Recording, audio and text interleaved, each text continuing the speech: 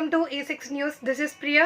ఎల్బీనగర్ నియోజకవర్గం లింగోజిగూడ డివిజన్ పరిధిలోని green park colony road no 08లో శ్రీ పద్మావతి గోదా సమేత శ్రీ వెంకటేశ్వర స్వామివారి కళ్యాణ వేడుకలను భక్తులు భక్తిశ్రద్ధలతో ఘనంగా నిర్వహించారు.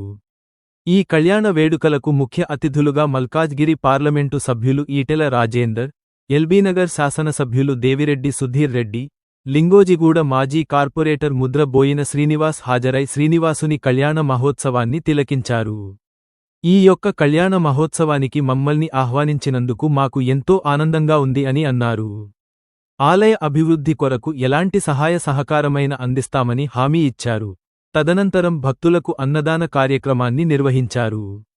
ఈ కార్యక్రమంలో పాల్గొన్న ముఖ్యులు గ్రీన్ పార్క్ కాలనీ అధ్యక్షులు కొంగర జగన్ రెడ్డి, ప్రధాన కార్యదర్శి కొత్త మహిపాల్ రెడ్డి, ఆలయ చైర్మన్ పులకంటి వెంకట్ రెడ్డి, కోశాధికారి మద్ది రవీందర్ రెడ్డి, సుధాకర్ రెడ్డి, సదానందం, కృష్ణారెడ్డి, లక్ష్మీకాంత్ రెడ్డి,